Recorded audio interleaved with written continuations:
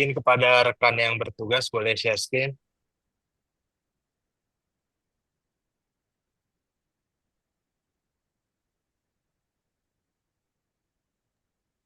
Baik, selamat malam kepada Prof. Cok dan Dr. Indira. Kami dari kelompok B1 izin untuk mempresentasikan laporan kasus dengan judul koleksi semen dan inseminasi buatan pada anjing setelah penektomi parsial. Boleh di next. Adapun anggota dari kelompok B1 bisa dilihat di slide PPT ini. Boleh di next. Untuk slide selanjutnya akan dijelaskan oleh teman saya. Baik, terima kasih. Berikut adalah kasus seekor anjing jantan merek Jack Russell Terrier berusia 1,5 tahun yang dibawa untuk pemeriksaan reproduksi. Dari hasil pemeriksaan, anjing memiliki libido normal dengan ukuran testis yang normal, konsistensi testisnya juga normal, dan epididymis tampak menonjol.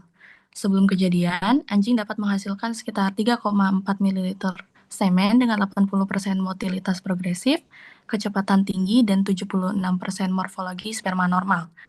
Namun, setelah melakukan kopulasi, anjing mengalami robekan pada pars longa penis yang kemudian menyebabkan jaringan di area tersebut mengalami nekrosis. Untuk slide selanjutnya akan dilanjutkan oleh rekan saya.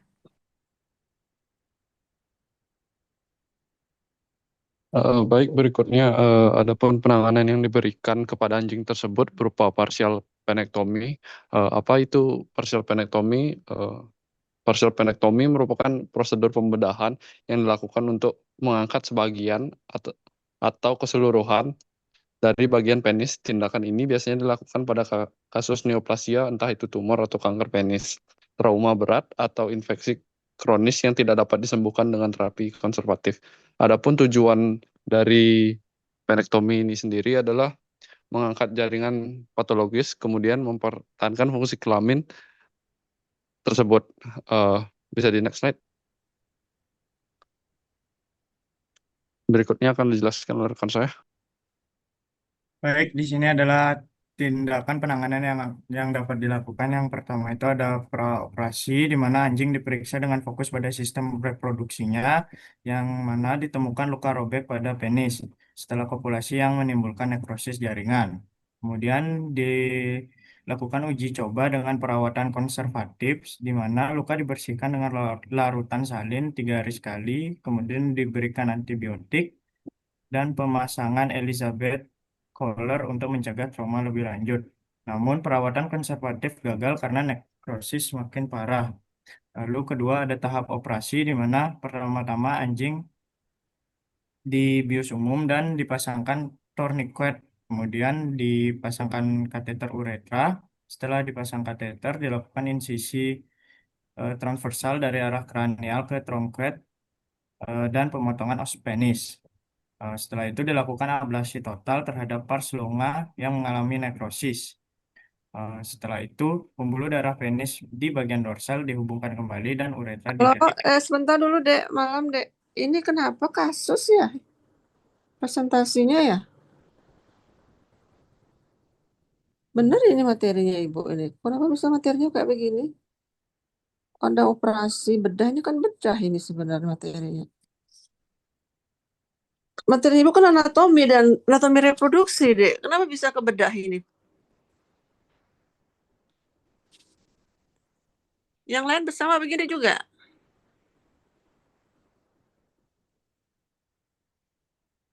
Kelompok lainnya ada? Menjawab dok, dari kelas D tidak seperti ini dok. Iya, ini bedah ini, Dek. Ibu udah ada ngajari begini juga di tahapan operasi. Ini kan reproduksi, bukan bedah ini. Ya, coba kelompok lain dulu. Ini pending ini dulu nih.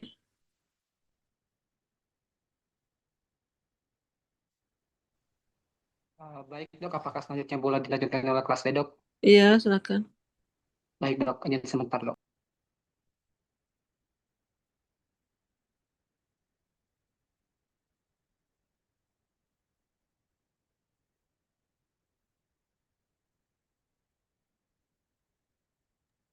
Baik dok, apakah PPT-nya sudah terlihat dok?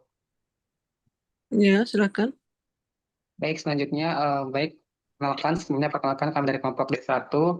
Kali ini kami izin mempresentasikan mengenai segmental aplasia pada sapi. Next slide.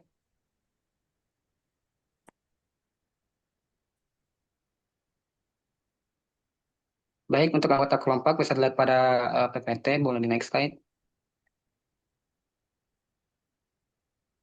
Baik, untuk topik pembahasannya untuk kelompok D1, yaitu dari pendahuluan sampai kesimpulan dan juga saran. Bisa dilihat pada gambar layar, boleh di next slide. Oke, selanjutnya akan dijelaskan oleh teman saya. Terima kasih. Baik, yang pertama itu ada pendahuluan di mana segmental aplasia terjadi akibat gangguan pada proses embryogenesis, khususnya saat diferensiasi ductus paramisonefri. Kelainan ini biasanya mengenai salah satu tanduk uterus sehingga menyebabkan uterus unikronis dan berdampak pada gangguan reproduksi seperti kegagalan kebuntingan atau infertilitas. Meskipun ovarium berkembang normal, hubungan antara ovarium dan uterus sering terganggu sehingga menghambat proses fertilisasi. Kasus ini sulit dideteksi karena gejalanya tidak jelas dan diagnosis umumnya dilakukan melalui palpasi rektal, ultrasonografi, atau pemeriksaan pasca mortem. Faktor penyebabnya diduga meliputi genetik dan pengaruh lingkungan sama kebuntingan. Kelainan ini menimbulkan kerugian ekonomi karena menurunkan efisiensi reproduksi dan produktivitas, sehingga diperlukan upaya pencegahan melalui seleksi genetik dan manajemen reproduksi yang baik. Bisa di next slide. Baik, selanjutnya akan dijelaskan oleh rekan saya. Selanjutnya itu ada definisi dari segmental aplasia itu sendiri, di mana segmental aplasia pada sapi ini adalah kelainan bawaan atau kongenital berupa kegagalan atau tidak berkembangnya bagian segmen dari saluran reproduksi tubular. Nah, ada perbedaan pada sapi jantan dan sapi Bali. Ada sapi jantan dan sapi betina. Pada sapi jantan itu segmental aplasianya dapat menyebabkan saluran reproduksi seperti epididymis atau vesicula seminalis menjadi kecil atau tidak berkembang sempurna. Sedangkan pada sapi betina, segmental aplasia bisa menyebabkan absennya bagian dari vagina, serviks, tubuh uterus, atau tuba uterina, biasanya disertai dilatasi kistik akibat akus di bagian yang tersisa. Nah, kelainan ini sering bersifat hereditas atau keturunan.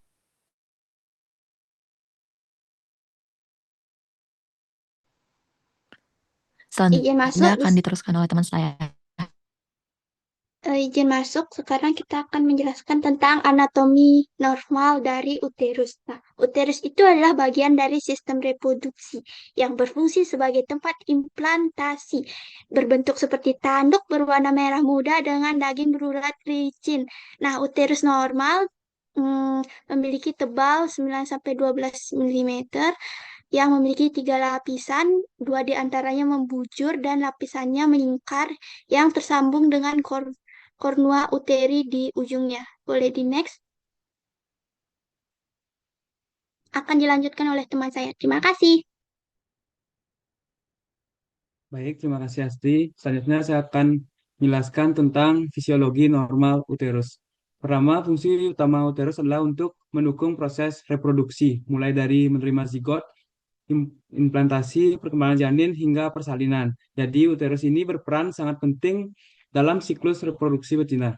Selanjutnya, hormon estrogen dan progesteron yang diproduksi oleh ovarium berperan mengatur fungsi uterus. Estrogen ini merangsang proliferasi dan vaskularisasi endometrium saat fase estrus, sedangkan progesteron memodifikasi endometrium pasca ovulasi supaya siap menerima implantasi embrio. Kalau kita lihat pada masa kehamilan, endometrium akan mensekresikan nutrisi dan hormon untuk mendukung embrio supaya tumbuh lebih baik. Sementara itu, myometrium akan rileks agar bisa menampung janin dan mencegah kontraksi prematur yang bisa membahayakan janin. Saat persalinan, kontraksi myometrium dipicu oleh hormon oksitosin agar janin bisa keluar dengan baik. Dan terakhir, peran imunologi juga sangat penting, yaitu menjaga keseimbangan sistem imun supaya embrio tidak ditolak oleh tubuh induk. Baik, bisa di next slide. Baik, untuk selanjutnya akan dijelaskan oleh teman saya. Terima kasih.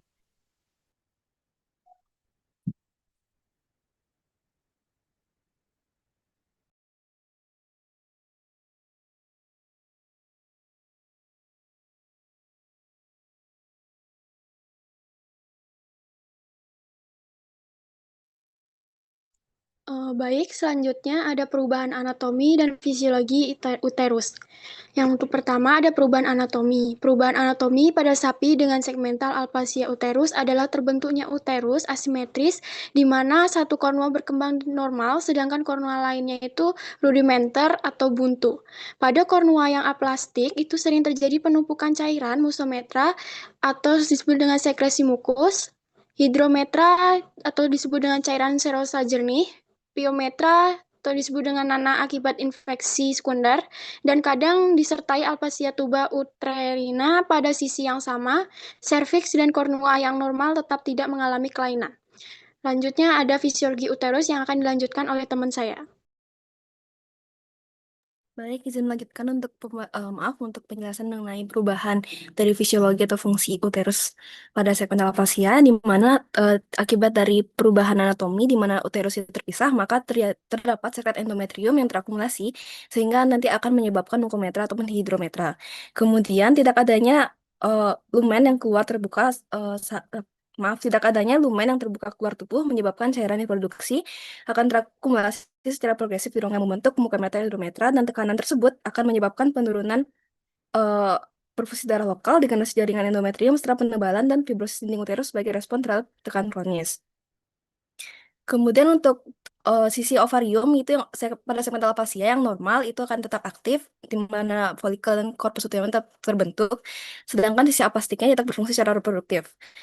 Pada segmental aplasia, uterus ini bersifat unilateral dan mengganggu sinkronisasi hormonal transportasi gamet, di mana mengakibatkan terjadinya infertilitas unilateral. Boleh di next slide.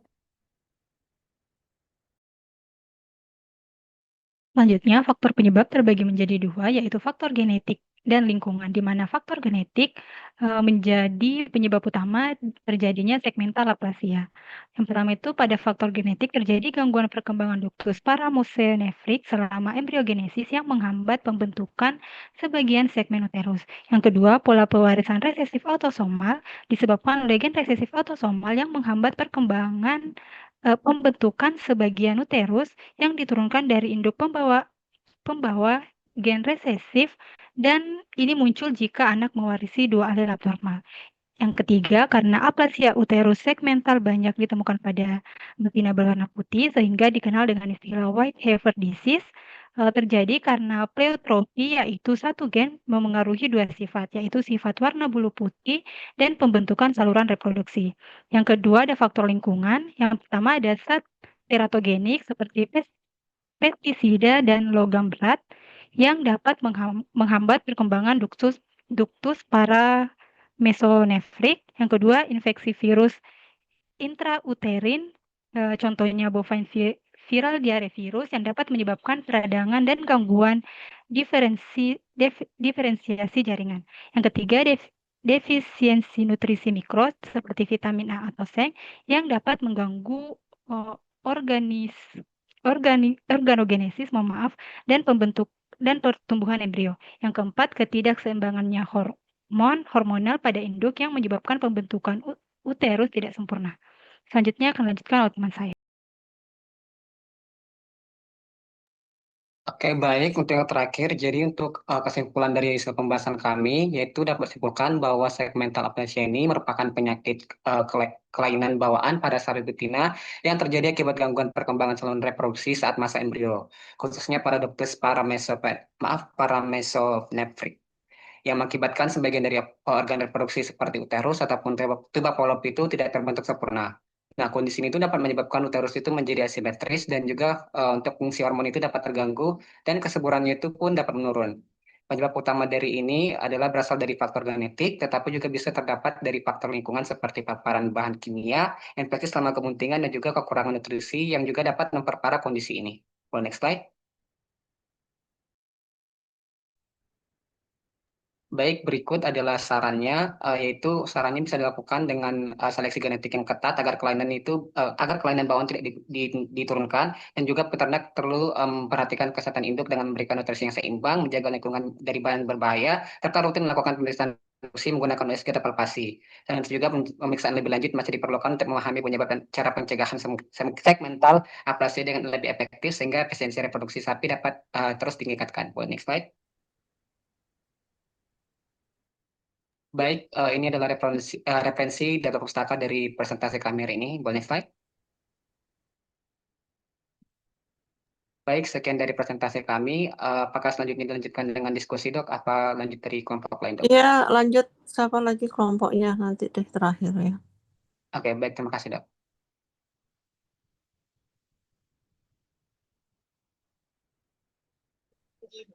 Izin dari kelompok satu, Dok. Silakan.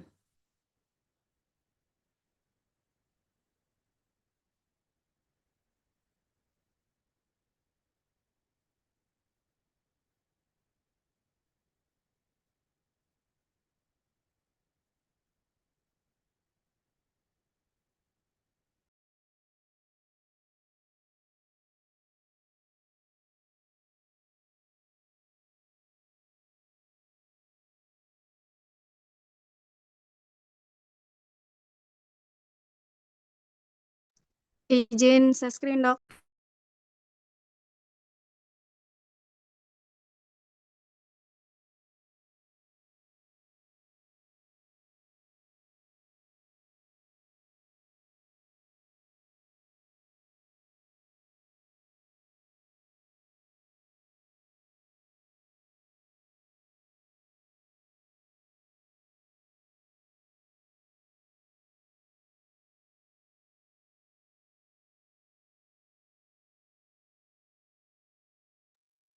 Baik, selamat malam kepada Prof. Jok dan juga Dok Indira dan teman-teman semuanya. Kami dari kelompok C1 akan mempresentasikan mengenai Cryptorchidin pada babi. Bisa next slide?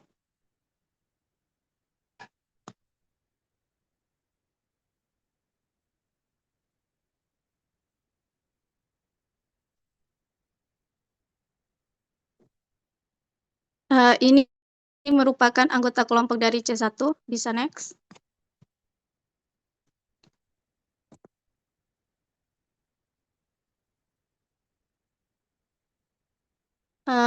Ini merupakan pokok bahasan. Bisa di next slide.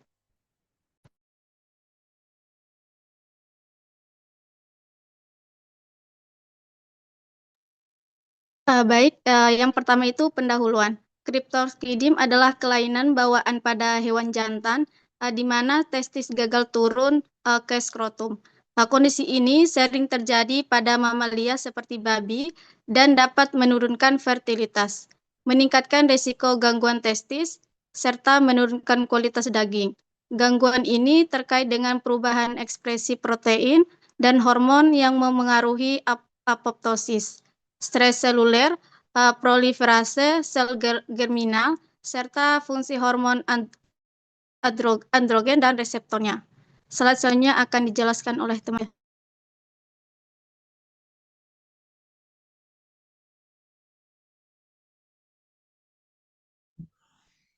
Baik, selanjutnya prosedur pembentukan sistem reproduksi jantan pada babi normal. Diferensiasi gonad dan awal pembentukan testis. Yang pertama terjadi pada usia gestasi 3-4 minggu. Yang kedua, gen SRY di kromosomnya mengaktifkan SOX9 memicu pembentukan sel sertolit. Sel sertolit menghasilkan AMH yang menyebabkan regresi saluran Mullerian atau calon organ reproduksi betina. Selanjutnya, perkembangan dan maturasi pasca kelahiran. Setelah kelahiran, testis berisi sel sertolit.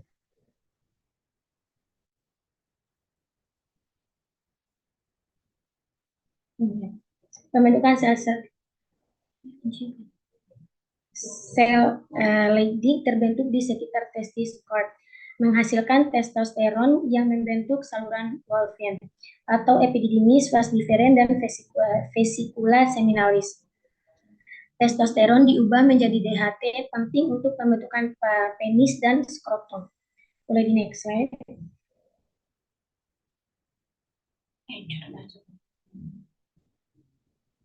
Selanjutnya prosedur pembentukan sistem reproduksi jantan pada babi normal. Prosedur Densus testis, penurunan testis terjadi dalam dua fase. Yang pertama transabdominal dikontrol oleh INS L3 menarik testis menuju kanal inguinal. Iguinoskrotal dipengaruhi testosteron membawa testis ke skrotum.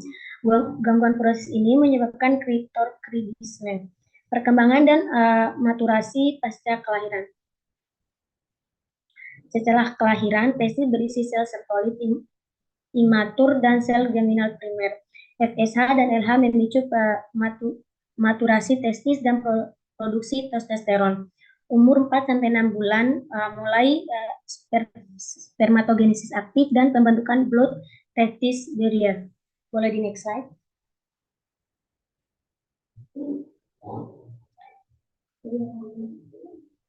Untuk materi selanjutnya akan dijelaskan oleh teman saya.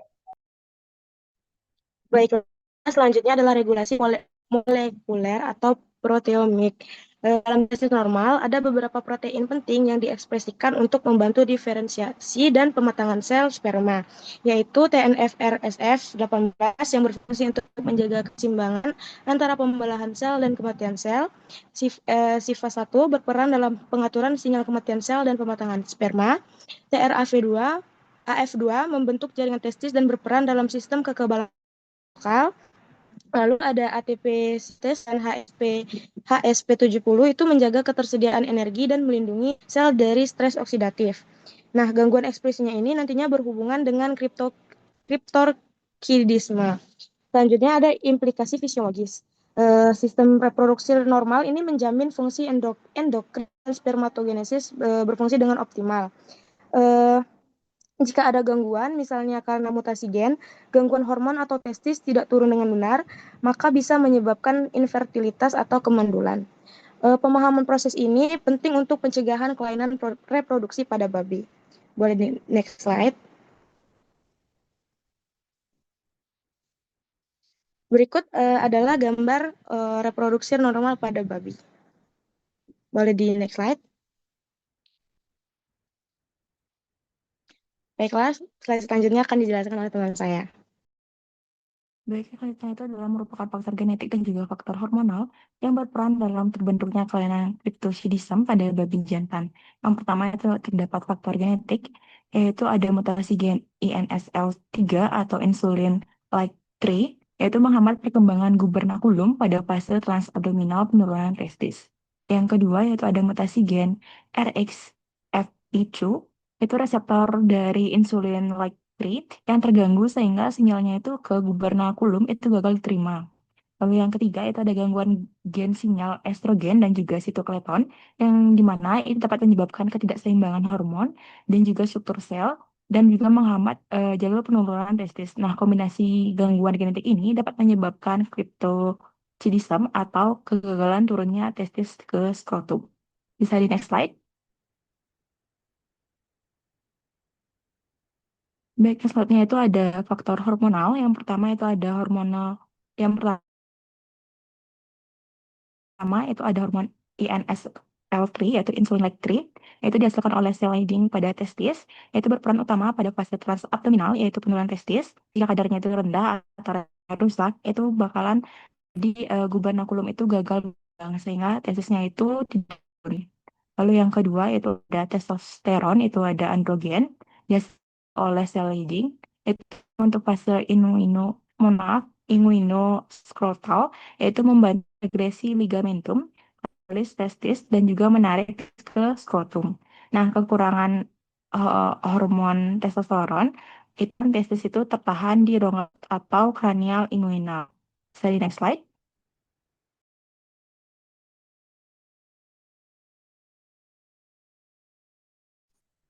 Baik, izin masuk. Selanjutnya yaitu estrogen atau estradiol.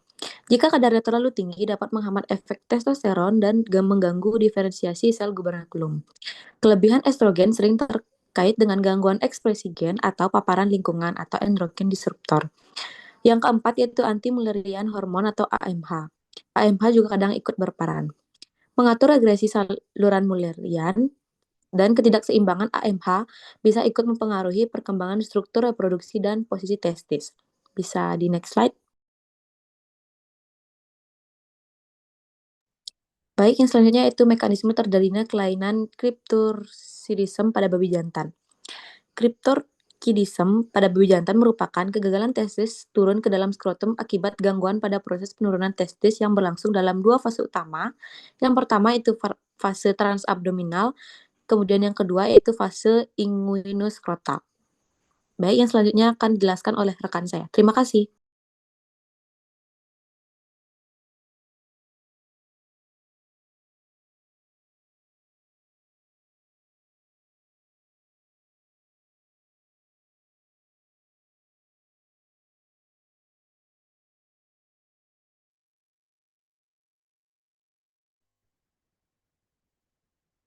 Baik, izin masuk. Kita lanjut pada fase yang pertama, yaitu fase transabdominal atau penurunan dari daerah ginjal ke dasar abdomen. Nah, penyebab gagalnya fase ini adalah insulin-like 3 tidak diproduksi cukup dan reseptor relaksin family-like peptida 2 tidak responsif. Nah, dan juga adanya gangguan genetik pada jalur hormon ini. Seperti yang dijelaskan tadi, bila insulin 3 tidak diproduksi cukup, reseptor relaksin family peptida 2 tidak responsif atau adanya gangguan genetik pada jalur hormon ini, maka gubernakulum bakal membesar, akibatnya testis tetap berada di dekat ginjal. Kondisi ini disebut dengan retensi abdominal atau cryptorchidism intraabdominal. Jadi gangguan pada tahap ini menyebabkan testis sama sekali tidak keluar dari rongga perut.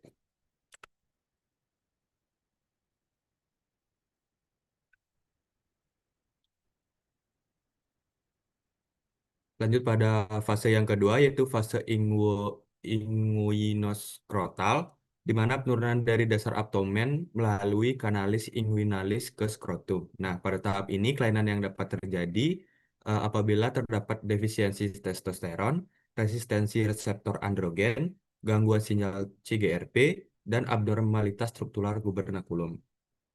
Nah, pada fase ini, setelah fase pertama selesai, testis harus melewati kanalis inguinalis, yaitu saluran sempit yang menghubungkan rongga perut dengan skrotum. Proses ini lebih kompleks karena melibatkan androgen, terutama testosteron, sinyal syaraf, dan kontraksi otot gubernakulum. Pada babi, hormon testosteron berperan stimulasi saraf genitofemoral yang kemudian melepaskan CGRP atau calcitonin gene-related peptide yang merupakan berfungsi sebagai sinyal kemotaktik dan neutropik yang membantu arah gerakan gubernakulum agar menarik testis ke bawah melalui kanalis inguinalis. Nah, kadang testis sudah mencapai skrotum namun berhenti sedikit di atasnya atau preskrotal atau supraskrotal cryptorchidism. Hal ini biasanya disebabkan oleh hambatan mekanis atau kegagalan kontraksi akhir.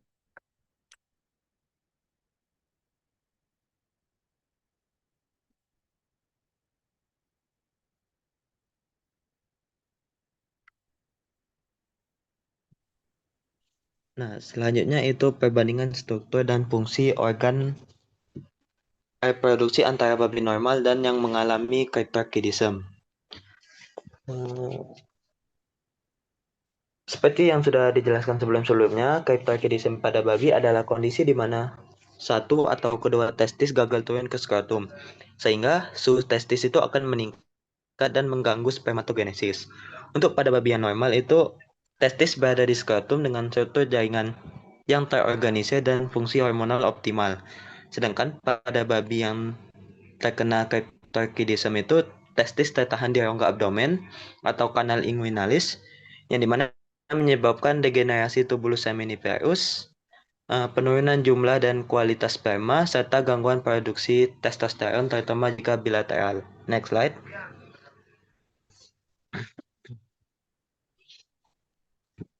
Nah, selanjutnya ini tabel perbandingan antara babi normal dan babi dengan cryptorchidism.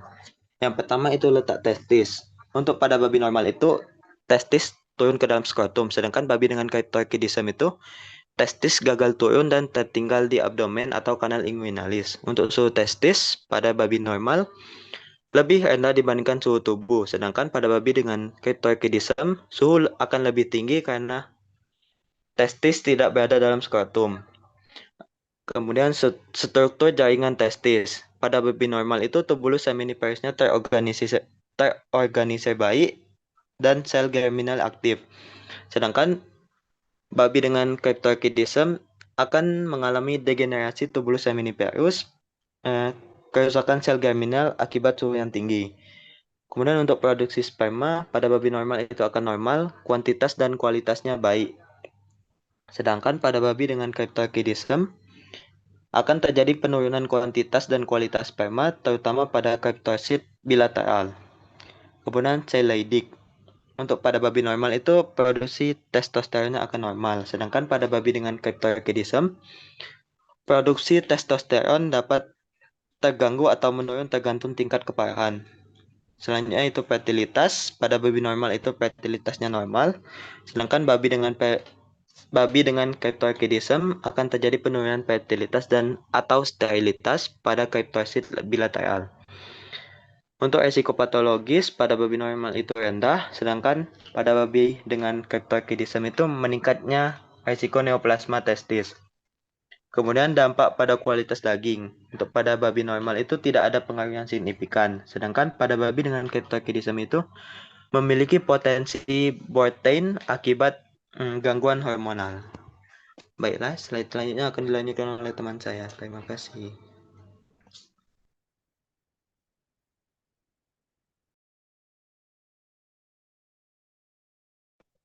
Baik, mungkin bisa minta tolong di next slide. Baik, yang selanjutnya itu merupakan dampak kelainan cryptorchidism terhadap organ reproduksi jantan pada babi.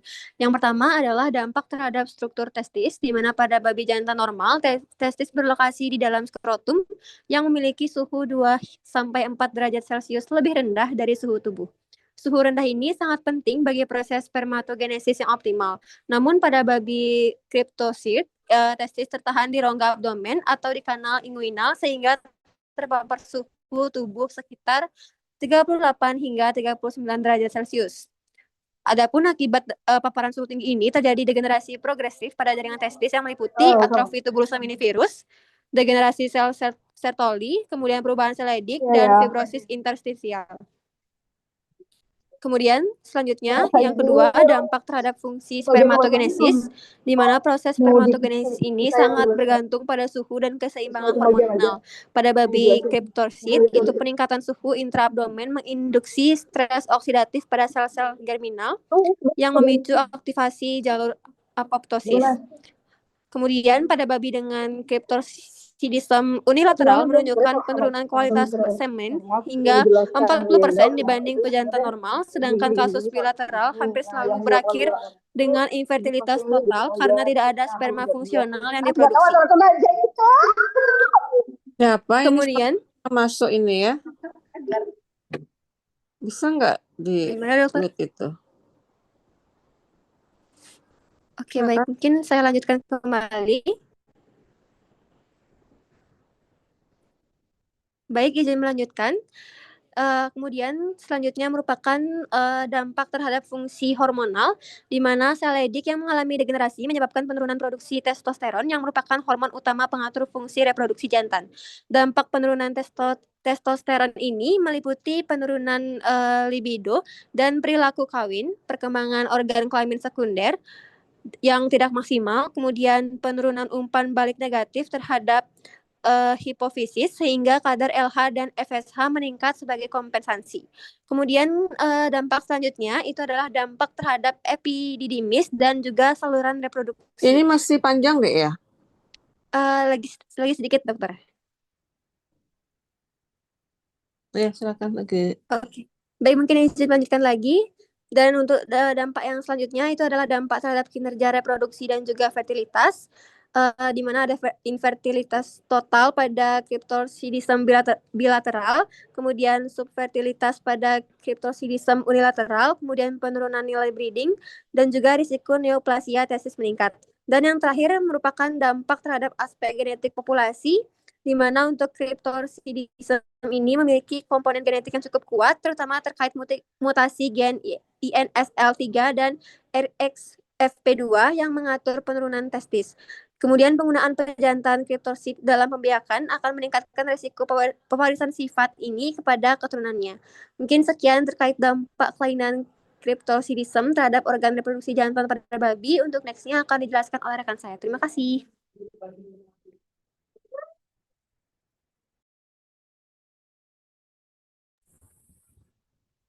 Baik, sebelumnya bisa di slide. Lagi berapa slide nih? Baik, selanjutnya yaitu kesimpulan. Cryptorchidism adalah kelainan bawaan pada sistem reproduksi jantan yang ditandai dengan kegagalan satu atau kedua testis turun ke skrotum. Studi menunjukkan adanya perubahan signifikan dalam ekspresi protein terkait apoptosis, respons T-sel, dan regulasi proliferasi sel germinal yang berkontribusi pada disfungsi testis.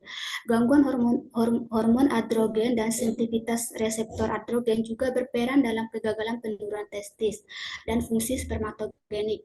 Kombinasi perubahan ekspresi protein dan difungsi hormonal ini berperan penting dalam patogenesis cryptorchidism. Baik, bisa di next slide.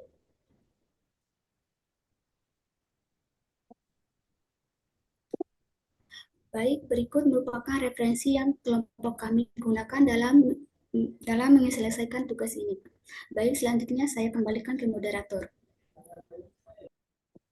Baik, demikian presentasi dari kelompok C1. Saya tutup dengan terima kasih. Ya, terima kasih juga. Sebelum lanjut, ada yang mau ditanyakan dari materi? Silakan ya, ada yang mau ditanyakan untuk presentasi kelompok yang pertama dan yang kedua ini.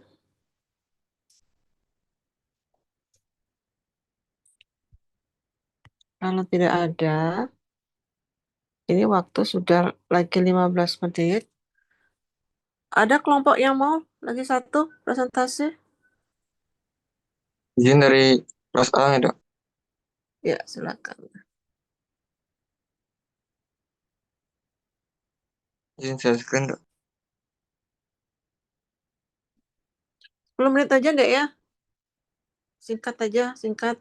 Dan langsung ke pokok masalahnya itu. Baik, Dok.